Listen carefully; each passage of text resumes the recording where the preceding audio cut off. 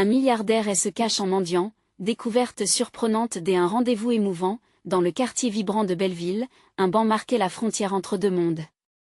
D'un côté, la rumeur des gens pressés, et de l'autre, Jean, un homme à la barbe négligée et aux vêtements usés qui rayonnait d'une étrange mélancolie. Chaque jour, lorsque le soleil se levait, il prenait place sur ce banc, observant les passants avec une profondeur désarmante. Qui aurait pu deviner que ce visage marquant cachait le souvenir d'une vie prodigieuse? Ancien milliardaire, Jean avait tout perdu, trahi par ceux qu'il considérait comme sa propre chair. Les souvenirs se mêlaient à la douleur, tant de luxe évaporé par un souffle de désillusion. Sa nouvelle réalité était celle d'un mendiant ordinaire, voilé d'une humilité qu'il portait comme un manteau chaud en hiver. Pourtant, derrière ce masque, il se battait contre la honte et l'incompréhension. Jean, devenu un spectateur de la misère humaine, se faisait le témoin des histoires de vie qui passaient devant lui, elle amenant à une forme de rédemption silencieuse. Mais alors que le monde l'oublie, un nouvel élément surgit sur son chemin clair, une jeune femme pleine de pétillance, avait l'habitude de passer devant lui chaque jour. Elle l'observait, intriguée par cette âme blessée. Un jour, incapable de résister à l'appel d'une connexion humaine, elle s'assit à ses côtés. La magie opéra instantanément. Leur rire résonnait comme des échos d'une complicité naissante, tandis qu'elle écoutait son histoire. Jean, ému, partageait ses souvenirs de grandeur passée, transformés en leçons d'empathie, et peu à peu, leur rencontre devint un refuge. Avant de continuer, je dois vous avertir de quelque chose d'important qui se passe. YouTube a fait des changements dans le système et beaucoup de personnes perdent les notifications des chaînes qu'elles suivent. Si vous aimez le contenu, cliquez sur la clochette et marquez toutes les notifications pour ne pas rater les prochaines vidéos. Et si vous pouvez laisser un like, ça m'aide énormément avec la portée sérieusement, ça fait la différence. Ah, dites-moi dans les commentaires d'où vous regardez. J'ai toujours la curiosité de savoir qui est de l'autre côté de l'écran. Maintenant continuons, mais, alors que l'affection grandissait entre eux, les regards des habitants de Belleville devenaient plus méfiants. Certaines âmes voyaient Jean non pas comme un frère, mais comme un parasite, un vestige d'une vie qu'ils croyaient perdue. Bientôt, un événement communautaire se mettait en place. Cela créait une atmosphère de tension palpable, où les murmures se mêlaient à des éclats de rire forcés. Puis un incident inattendu bouleversa tout. Alors qu'un homme de la foule levant la voix, accusa Jean de ne plus être qu'un imposteur. À cet instant, la vérité éclata au grand jour, entraînant avec elle une vague de chuchotements. Qui était vraiment cet homme? Le milliardaire déchu ou celui qui avait appris à ressentir la douleur des plus vulnérables? Dans cette situation, les habitants durent se confronter à leur propre jugement. Jean se tenait là, au cœur d'un discours empreint de révolte et de réconciliation, tandis que Claire avançait, hésitante. Allait-elle accepter cet homme, ce passé chaotique? L'amour peut-il réellement transcender les chaînettes de l'histoire? Le tournant culminant de cette histoire les poussait tous vers une réflexion, la dignité humaine se mesurait-elle seulement à l'argent? Dans ce tumulte, Jean se retrouvait face à un choix qui redéfinirait sa quête de rédemption.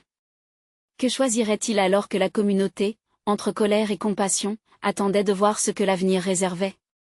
Le souffle de la foule s'était intensifié. Les murmures s'amplifiaient, un frisson parcourait les visages, et chacun semblait suspendu à ce moment crucial.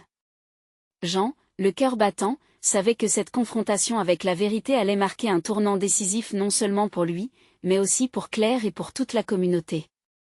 Il levant la tête, scrutant les regards, cherchant un éclat de compréhension ou d'empathie. À ses côtés, Claire ressentait une tempête d'émotions. Son instinct la poussait à défendre Jean, cet homme devenu si cher à son cœur. Pourtant, elle était tiraillée entre son propre passé, les préjugés ancrés et l'amour qui grandissait en elle. Elle inhalait profondément, remplie d'une détermination nouvelle. Quoi qu'il advienne, elle ne pourrait plus rester silencieuse face à l'injustice. Il n'est pas un imposteur, s'écria-t-elle, sa voix réalisant ce qu'elle ressentait. Il est le reflet de notre humanité. Avez-vous déjà pris le temps de connaître son histoire? Les têtes se tournaient vers elle, certains intrigués, d'autres défiants. Jean la regardait droit dans les yeux, une étincelle d'espoir illuminait son regard fatigué. Son cœur s'accéléra à l'idée que peut-être, juste peut-être, Claire voyait au-delà de la surface, au-delà des jugements. Tout le monde peut faire des erreurs, poursuivit-elle. Nous les avons tous, à un moment donné.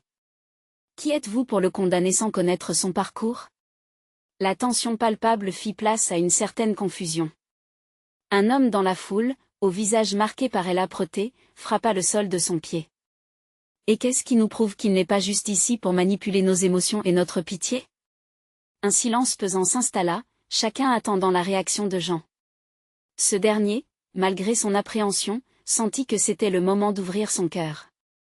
Avec une voix tremblante, mais riche d'émotion, il partagea une partie de son passé, évoquant ses succès, sa chute vertigineuse, mais aussi les leçons qu'il avait apprises du peuple qu'il observait chaque jour. Sa voix résonnait dans l'air, mêlée de sincérité, tandis qu'il décrivait les nuits passées à réfléchir à ses erreurs, à ses ambitions déchues, et surtout, à sa volonté de se racheter. Je ne suis pas là pour manipuler qui que ce soit. Je suis ici parce que la vie m'a appris la valeur de la dignité humaine. Ces mots flottaient comme un souffle de compassion à travers la communauté, les touchant profondément. Claire se tenait à ses côtés, son soutien indéfectible encourageant dans ce moment d'authenticité. Un murmure doux mais puissant s'éleva, la colère se murmurant doucement vers une compréhension fragile. Soudain, une femme, une mère, se leva parmi la foule. Je comprends ce que tu ressens, dit-elle, sa voix emplie de douceur. J'ai aussi perdu tout ce que j'avais un jour, mais je sais que la misère enseigne l'empathie. Ces mots résonnèrent dans le cœur de ceux qui l'entouraient, rappelant à chacun le poids du jugement. Jean croisa le regard de Claire, et dans cette connexion, il trouva une force renouvelée. L'amour qu'il avait découvert pouvait-il élever sa propre dignité? Le regard des autres pouvait changer s'ils décidaient tous de regarder au-delà des apparences. Une question flottait dans l'air, lourde de signification. Que révéleront réellement ces échanges sur la nature humaine, sur la dépendance qui unit les cœurs brisés et sur le chemin vers la véritable rédemption? Alors qu'un silence contemplatif emportait la foule, chacun semblait prêt à entendre la suite d'une histoire qui promettait de transformer leur vie. Que attendait-on pour avancer au-delà des jugements, saisir l'espoir et se tourner vers une nouvelle lumière? La tension dans l'air était palpable, comme si la communauté entière retenait son souffle. Jean, malgré l'angoisse qui le nouait, se tenait fermement aux mots de Claire, trouvant de la force dans son soutien. Les murmures s'éteignirent lentement, les visages se mirent à réfléchir, les doutes s'effritaient. Ce moment de silence fut celui du basculement. Jean comprit qu'il devait poursuivre, ne pas laisser cette vague d'empathie s'évanouir. Mes erreurs ont façonné qui je suis aujourd'hui, mais elles ne définissent pas mon avenir, dit-il avec une voix empreinte de détermination. J'y ai appris, à travers la douleur, l'importance de tendre la main aux autres, de m'engager pour le changement. Ses yeux parcouraient la foule, recherchant des visages familiers qu'il avait croisés, rencontrés, soutenus. Chaque regard semblait être un rappel de son parcours, de ses luttes, mais aussi de ses succès. Je ne cesserai jamais d'apprendre de vous, de votre force, de votre résilience. Vous m'avez montré ce que cela signifie vraiment, être humain. Des larmes brillaient au coin des yeux de Claire. Sa foi en Jean ne faisait que grandir. Elle pouvait sentir la transformation de la foule, comme une vague qui se formait lentement, mais sûrement. Des murmures de compréhension et d'acceptation commençaient à se faire entendre, balayant les scepticismes. Il faut être favorisé par la vie pour comprendre la valeur des petites choses, intervint une autre voix, celle d'un jeune homme, dont l'énergie juvénile apportait une note d'espoir. Je suis issu de la pauvreté, et pourtant, je crois en la dignité de chacun. Son intervention ajouta encore une pierre à l'édifice fragile que Jean et Claire construisaient ensemble, entre solidarité et respect. Et la femme, qui s'était levée plus tôt, hocha la tête avec un sourire encourageant. Nous avons tous nos peines, nos cicatrices. Peut-être est-ce le moment de créer un lien, au lieu de creuser des fossés, proposa-t-elle, le regard rêveur, comme si elle voyait une lumière nouvelle percer à travers les nuages sombres. Les incertitudes s'évaporaient, et Jean sentait sa voix s'élever, portée par la vague d'espoir qui l'entourait. J'y aimerais être celui qui, non seulement partage des histoires, mais crée des opportunités. Travaillons ensemble pour que chacun ait une voix, pour que personne ne se sente isolé dans sa souffrance. À ces mots, la foule s'animait, des discussions naissant là où précédemment il n'y avait eu que des murmures critiques. Les armures de méfiance commençaient à se fissurer, laissant place à une curiosité bienveillante. Claire, observant avec une admiration croissante, comprit qu'il ne faisait pas que parler d'espoir, mais qu'il l'incarnait également. Le passé tumultueux de Jean devenait une source de force plutôt qu'un poids. Elle sourit, emportée par la force de ce moment. Qui aurait cru qu'un simple événement pouvait être à l'origine d'un véritable mouvement de renaissance? Soudain, un homme dont la stature imposante cachait une vulnérabilité, et s'avança. Et si nous commencions par aider Jean? Qu'est-ce que ça signifierait pour nous? Pour nos enfants? Pour notre communauté? Ce simple questionnement lança une onde de choc parmi la foule, invitant à réfléchir non seulement à l'autre, mais aussi à soi-même. Alors que l'agitation s'intensifiait, une promesse sous-jacente de transformation commençait à se tisser entre les cœurs et les esprits présents. Chaque échange, chaque regard échangé était un pas vers une clé collective vers la compréhension. Mais alors que l'esprit de solidarité commençait à grandir, une silhouette émergea de l'ombre, veillant silencieusement en arrière-plan. Qui était cette personne, et quel secret portait-il avec eux? Alors qu'un nouveau chapitre prenait forme, une question pressante se tenait désormais en suspens. Que révélera cette présence inattendue dans cette quête d'authenticité et de renouveau? La silhouette, des abords indistincts, se précisa lentement.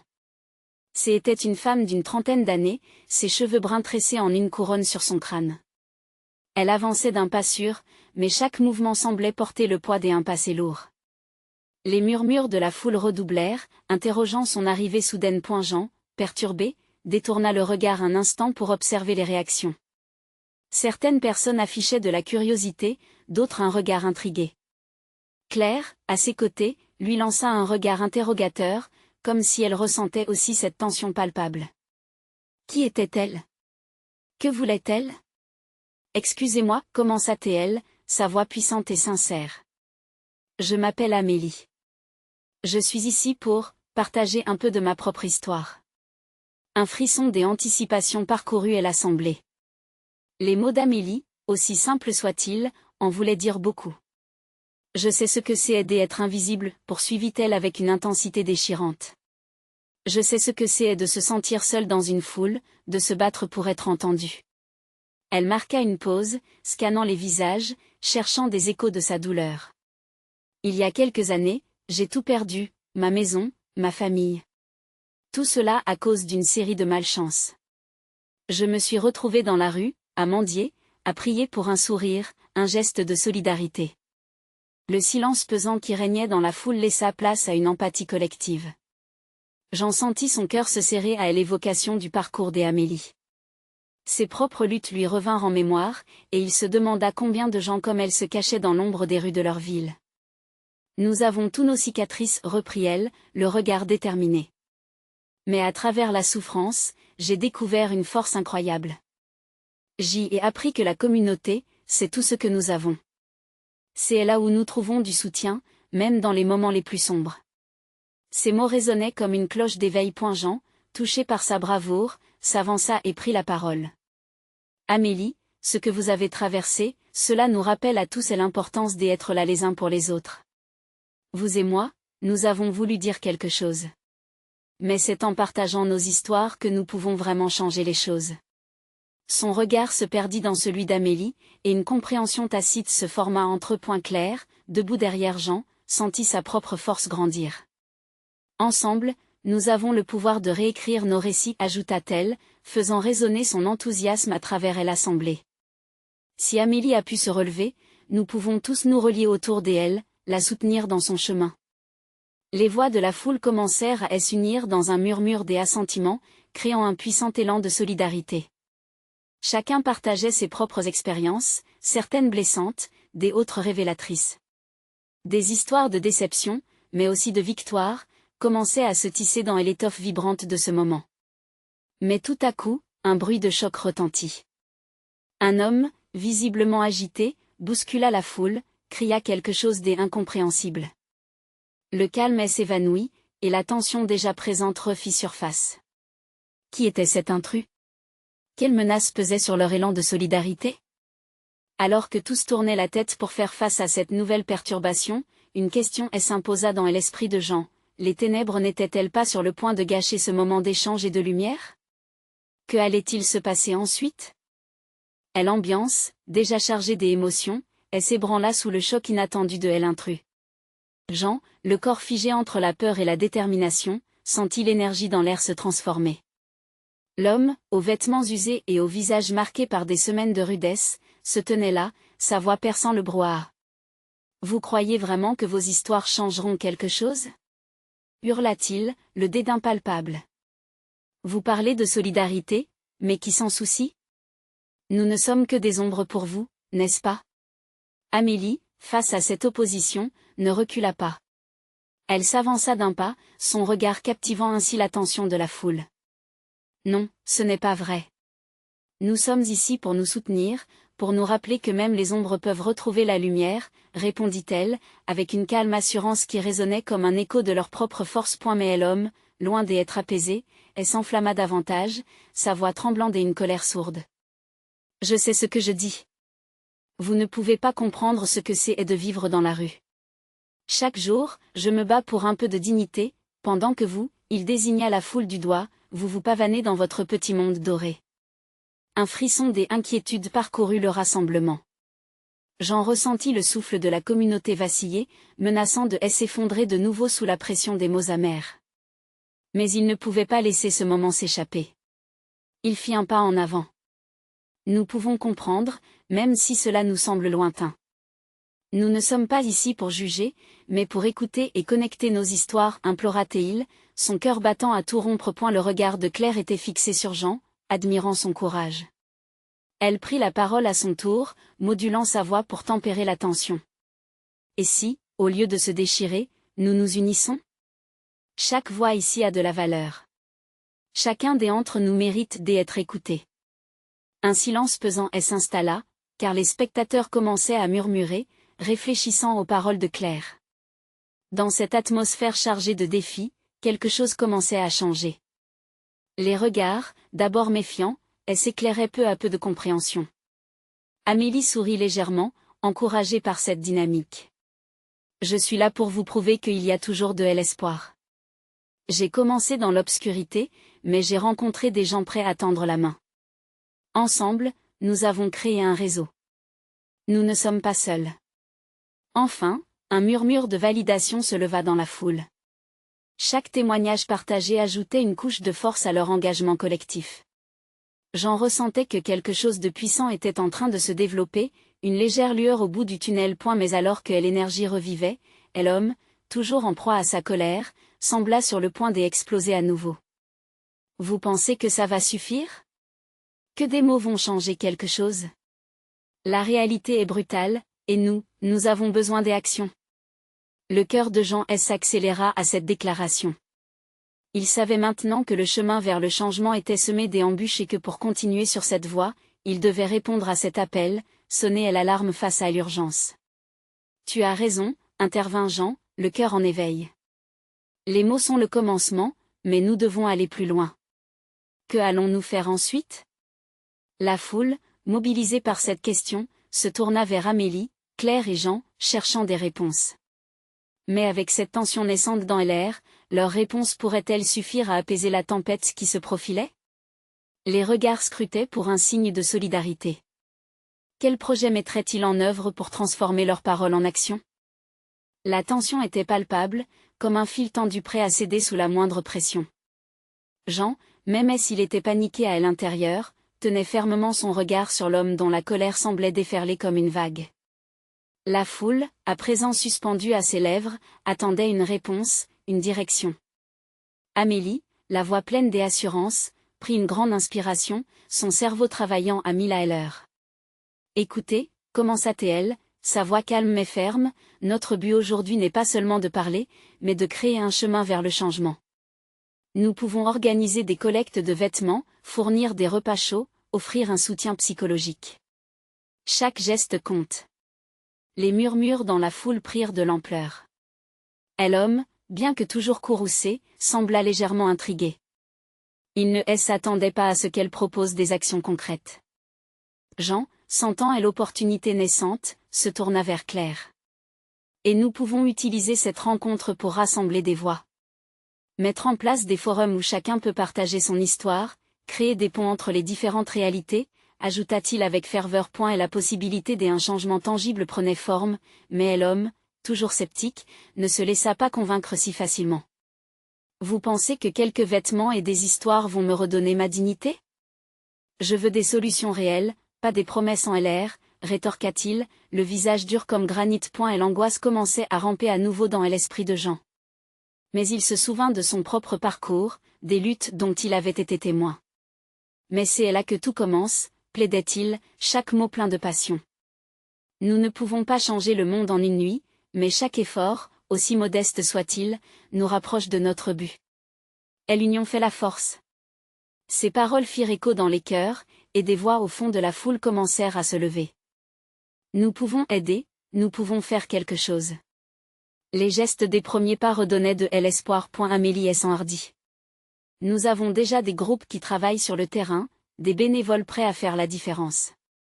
Si chacun d'entre vous prenait un peu de temps pour donner, même juste 1 heure par semaine, cela pourrait faire toute la différence.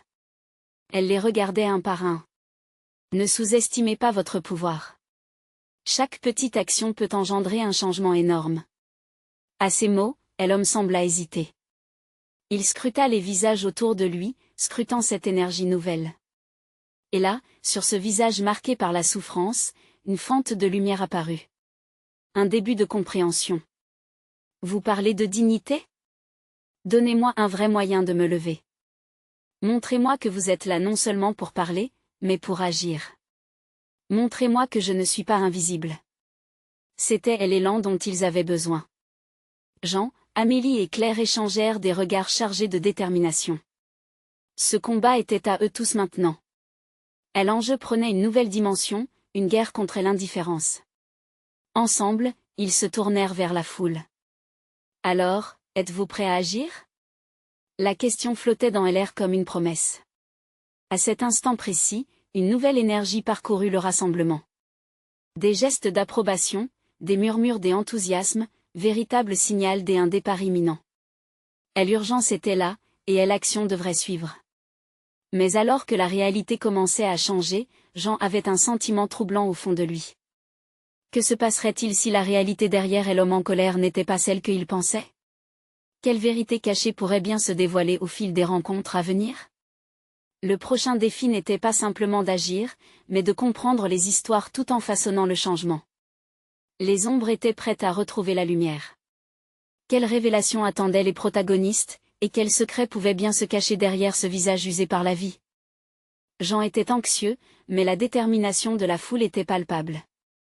Leurs visages étaient maintenant illuminés par cette lueur d'espoir, prêts à s'unir pour un changement tangible. Au fur et à mesure que le silence s'installait, Amélie, au centre de ce mouvement, ressentait une bouffée d'énergie. Elle voulait que chaque personne présente sache que leur voix comptait. En tournant lentement son regard vers l'homme en colère, elle décida de prendre les choses plus sérieusement. Je comprends votre frustration, dit-elle avec ferveur. Mais ce que nous vous demandons aujourd'hui, c'est de nous faire confiance, de marcher avec nous. Chaque geste, chaque moment où nous agissons ensemble, nous rapproche de la dignité qui vous revient. Un murmure de sympathie commença à circuler dans la foule. Jean, tangiblement touché, se sentit poussé à parler à son tour. Regardez autour de vous. Avez-vous déjà ressenti ce sentiment d'appartenance? Ce moment où nous savons que nous sommes ensemble, que nous pouvons nous soutenir? Le changement, c'est ensemble que nous le ferons. Pas individuellement. À ces mots, un homme au fond de la foule leva la main. Comment pouvons-nous vraiment faire une différence? Quels sont ces groupes dont vous parlez? Demanda-t-il, son visage marqué par l'angoisse. Amélie inspira profondément, réalisant que chaque question était une porte ouverte. Nous avons des associations qui œuvrent jour et nuit pour aider ceux qui se retrouvent dans des situations difficiles. Nous avons besoin de bénévoles, de personnes prêtes à écouter et à partager. Chaque histoire compte et tisse un lien plus fort. Chaque sourire donné illumine un peu plus les ombres. Le cœur de Jean battait plus vite. En entendant ces échanges, il était convaincu que ce moment avait le potentiel de transformer des vies, des réalités blanches et noires en nuances infinies. Mais il savait également que leur mission allait au-delà d'une simple collecte de vêtements. Il se rapprocha de l'homme en colère, saisissant à l'opportunité. Et vous, que souhaitez-vous faire pour changer votre situation? Votre histoire mérite d'être entendue. Vous n'êtes pas seul dans ce combat. Le regard de l'homme avait changé. La colère laissait place à une vulnérabilité troublante. Il hésita avant de répondre, puis murmura, « Je ne sais même pas par où commencer », Claire prit alors la parole, sa voix douce mais pleine de force. Tout commence par une volonté. Parfois, il suffit de dire sa vérité. De partager votre douleur pour la transformer en force. Nous voulons vous aider à raconter votre histoire. Chaque mot résonnait. La foule se mit à poser des questions, à formuler des propositions. Les cœurs s'ouvraient, les espoirs prenaient forme. J'en sentis un frisson parcourir son corps. C'était un tournant-point puis, tout à coup, l'homme s'exprima à nouveau, cette fois avec une force étonnante. Si vous voulez vraiment m'aider, alors montrez-moi votre engagement. Réunissez les personnes qui ont vraiment besoin d'aide, pas juste ceux qui peuvent faire preuve de charité. Les mots touchaient Jean, créant une étincelle de défi. La réponse à cette demande résonnait en lui comme un appel à l'action. Nous le ferons, affirma-t-il, déterminé. Nous allons rassembler les histoires, les défis et les rêves de chacun ici et au-delà. Ce sera notre force. La foule explosa en applaudissements, une marée montante d'encouragement. Les émotions, tel un torrent, se déversaient sur eux. Jean, Amélie, Claire et tout ce présent devenaient une seule entité, unie contre l'indifférence qui les entourait. Mais au fond de lui, Jean se demandait si cette union serait suffisante. Y avait-il plus derrière les mots rugueux de cet homme? Une histoire plus profonde qui attendait d'éclore? Et si la vérité qu'il cachait était celle qui pourrait vraiment les rapprocher de leur but? Les ombres, à présent, baissèrent leurs rideaux, prêtes à révéler le prochain secret, le chemin serait semé d'embûches, mais ils étaient déterminés. La question flottait dans l'air, qui était vraiment cet homme en colère, et quelles lumières inattendues sa vérité pourrait-elle apporter à leur quête de changement? Jean pouvait sentir son cœur battre à tout rompre alors que l'adrénaline le poussait à agir. La foule, maintenant vibrante d'énergie collective, attendait avec impatience. Amélie, qui était toujours à ses côtés, semblait partagée entre l'excitation et l'inquiétude. Elle cherchait des yeux cet homme qui s'était exprimé, déterminée à établir un lien avec lui, mais aussi consciente que derrière sa brutalité se cachait une souffrance profonde. « Écoutez, tout le monde, dit-elle d'une voix forte. Nous ne sommes pas ici pour donner des réponses toutes faites. Nous sommes ici pour tisser un réseau de soutien. C'est votre moment. Partagez vos histoires, car c'est en les entendant que nous pourrons bâtir une communauté véritable. » Les murmures dans la foule s'intensifièrent, des visages se tournaient à nouveau vers l'homme en colère, curieux de le voir, de comprendre ses blessures. Il se tenait toujours là, visiblement en proie à des émotions contradictoires. Jean s'approcha lentement. « Si vous ne savez pas par où commencer, permettez-moi. »« Que diriez-vous de commencer par votre prénom ?» proposa-t-il, son ton empreint de douceur. Un silence têtu plana, mais finalement, l'homme baissa les yeux et se souva de ses épaules, comme si un poids invisible pesait sur lui. « Je m'appelle David, » murmura-t-il presque inaudiblement. Un souffle de soutien parcourut la foule. « Merci, David, » répondit Amélie, son sourire réchauffant. « Chaque nom a une histoire. Racontez-nous la vôtre, ce qui vous amène ici aujourd'hui. Chaque mot que vous prononcez ici a du sens. C'est un premier pas. » David hésita, une lueur d'hésitation dans son regard. Mais derrière la colère, il y avait une tristesse qui semblait grandissante. J'ai tout perdu. Ma famille, ma maison, je ne sais même plus comment je me suis retrouvé là, sur ce trottoir. Les mots frappèrent Jean comme un coup de poing. Il se rendait compte que les luttes de David étaient semblables à celles de tant d'autres. Mais ce n'est pas la fin, répliqua-t-il avec ferveur. C'est exactement pourquoi nous sommes là. Pour reconstruire. Ensemble. À ces mots, une femme dans la foule, les yeux embués de larmes, s'avança. Moi aussi, j'ai perdu mon emploi et mon foyer. Chaque jour est un combat. Mais ça fait longtemps que je ne me sens plus vue. Ce que vous faites ici, ça compte. Ces mots ouvrirent la porte à d'autres témoignages, d'autres voix qui, comme un écho, prenaient place au sein du groupe. Le cercle se formait. Les récits se mêlaient, chacun révélant une facette des luttes de la vie, mais également une force insoupçonnée chez les participants. Jean observait, le cœur battant, émerveillé par la résilience colossale qui prenait vie devant lui. Amélie, impatiente, avait saisi les mains de David et de la femme. « Regardez-vous, murmura-t-elle, la voix vibrante des émotions. Chaque histoire que vous partagez nous unit davantage. Vous êtes moins seul que vous le croyez. » Mais alors qu'il voyageait à travers cet élan des énergies, Jean se mit à penser, et si cet homme, ce David, n'était pas qu'un sans-abri de plus? Que cachait-il vraiment de son passé? Pourquoi cette colère? Et si derrière cette vulnérabilité se trouvait une détermination cachée qu'il n'avait pas encore vraiment appréhendée? La question sur le bout de ses lèvres piquait la curiosité de tous. La multitude était maintenant suspendue à ces mots, tous avides de compréhension et de connexion. Une lueur d'espoir brillait, illuminant le visage de David. Parce qu'il avait enfin le choix d'ouvrir la porte à sa vérité. Alors que David ouvrait la bouche pour partager plus, une circulation électrique parcourut la foule. L'avenir de leur mouvement semblait à portée de main, comme une promesse scintillante. Mais qui aurait cru que derrière un homme en colère se cachait une histoire parsemée de surprises, prête à redéfinir tout le récit de la communauté? Une décapitation émotionnelle était à l'horizon, et Jean était prêt à découvrir les profondeurs du cœur de David. Quelle révélation inattendue le prochain échange pourrait-il apporter? David prit une profonde inspiration, la foule était silencieuse, le regardant avec une attente palpable. Au fur et à mesure que ces mots commençaient à sortir, Jean pouvait ressentir l'intensité de l'émotion qui se dégageait de lui, presque tangible. Je suis ici aujourd'hui parce que j'ai tout perdu, oui, mais cela ne raconte qu'une partie de l'histoire, dit David, sa voix tremblante. J'étais, avant cela, un homme des affaires. Un millionnaire, même. Mais l'échec m'a rattrapé. Un mauvais investissement, des gens en qui j'avais confiance, tout s'est effondré si vite. Le souffle coupé, la foule comprenait maintenant que derrière cette façade de colère se cachait non seulement de la douleur, mais aussi une lutte contre un passé dont il n'était visiblement pas fier. Jean échangea un regard avec Amélie, des larmes dans les yeux. Leur crainte, leur impatience tout prenait sens. Je croyais que la richesse pouvait tout résoudre, continua David, avec une amertume dans la voix. Mais c'est faux. L'argent ne remplace pas les liens humains. Quand tout a disparu, j'ai réalisé à quel point j'étais seule.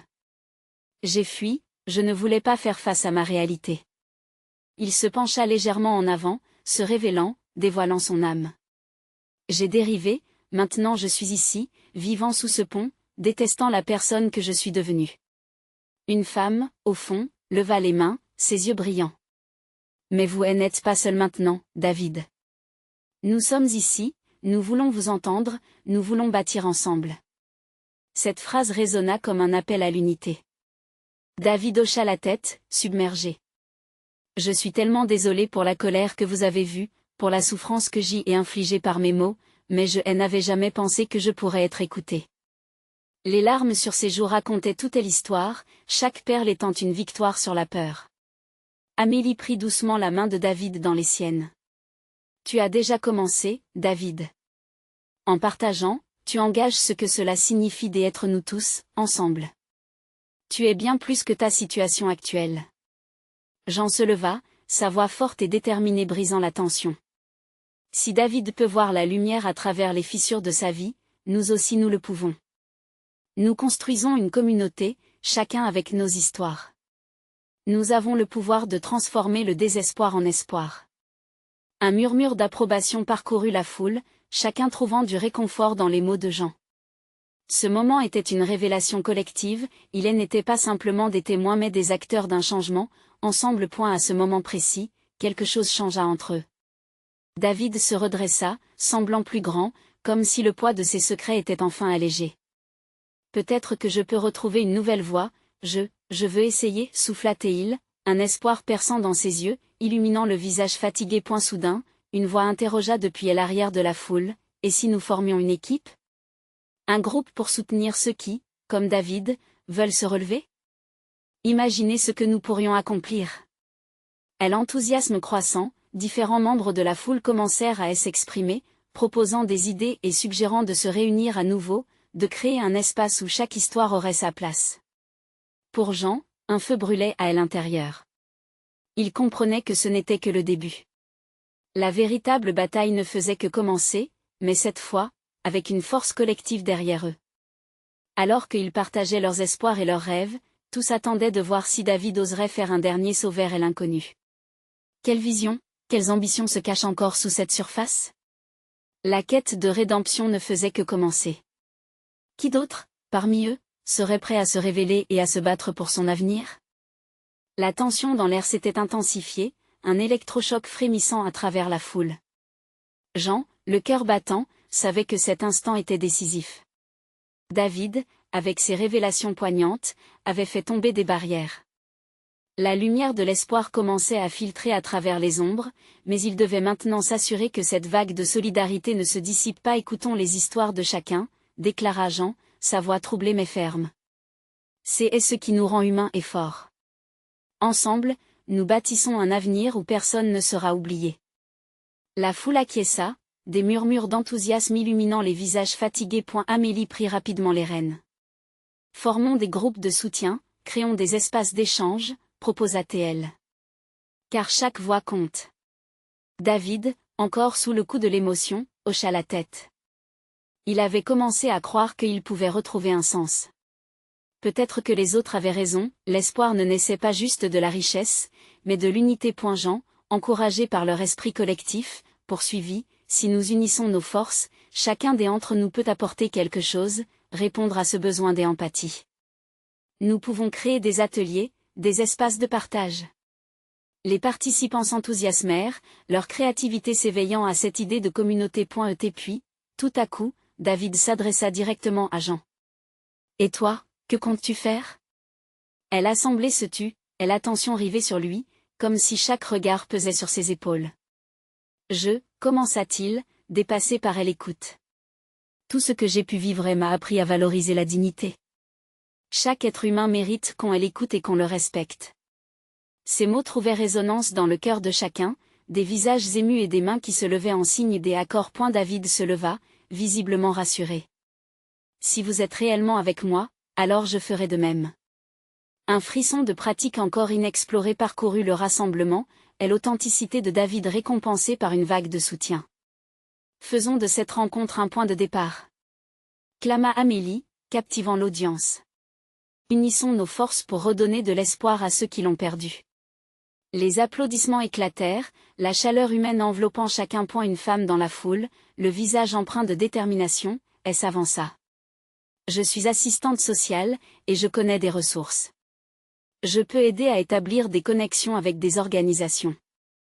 Les applaudissements redoublèrent, une chaîne de lucidité émergeait, agrandie par des perspectives. Claire, observant cet élan, se leva à son tour. Il faut également inclure des discussions sur la santé mentale. Trop de gens souffrent en silence, affirma-t-elle avec passion. Elle savait qu'elle touchait une corde sensible. Des hochements de tête approbateurs, des gens s'unissant autour d'un enjeu vital. Jean étouffa une larme de joie. C'était une transformation. Mais une question persistait au fond de son cœur, allions-nous vraiment de l'avant, cette fois avec le bon élan? Alors que les discussions prenaient forme, David, visiblement ému, fixait Jean. Merci. Vous m'avez donné une voix. La gratitude dans ses yeux parlait plus que des mots. Et vous nous avez donné un exemple, répondit Jean, sachant que leur trajet ensemble ne faisait que commencer. Les idées fusaient, des projets prenaient vie. La fougue de partager leur récit leur redonnait de la force. Ce jour-là, quelque chose d'inévitable s'était tissé, un lien indéfectible se formait, unissant des âmes au-delà des divisions. Alors qu'ils échangeaient des promesses de collaboration, Jean comprit que tous avaient débloqué une partie de leur histoire. Ils seraient liés dans la lumière, comme il l'avait été dans l'obscurité. Les voix s'élevaient, vibrantes d'une énergie renouvelée, une danse de solidarité enflammée. Ensemble, nous surmonterons cet isolement, souffla David, sa voix se teignant d'espoir. Le cœur du groupe battait à l'unisson, comme un écho vibrant de humanité. Retrouvés. Les éclats de rire s'élevaient parmi les chants d'espoir, tandis que chacun voyait l'aube d'un futur lumineux se dessiner. Ce n'était pas seulement un rêve, c'était la réalité qu'ils étaient en train de forger ensemble. Le message était clair, les histoires de lutte peuvent devenir des récits de triomphe. Et maintenant, avec tant de chemins parcourus, leurs souvenirs transformés en leçons, nul ne pouvait ignorer l'appel de la rédemption. Jean, en état de grâce, leva les bras. Rassemblons-nous. Soyons ce phare des espoirs pour ceux qui en ont besoin. Le monde qui les entourait s'illuminait d'une lumière nouvelle. Vous devez vous abonner maintenant pour ne pas rater les prochaines histoires exclusives qui émergeront de nos luttes et de nos triomphes. Laissez un like maintenant pour nourrir l'algorithme et montrer votre soutien. N'oubliez pas de commenter vos réactions et théories sur cette fin. Partagez instantanément cette vidéo avec au moins 5 amis qui ont besoin de voir cette conclusion. C'est le moment de se rassembler et de faire entendre nos voix. N'attendez pas une seconde de plus.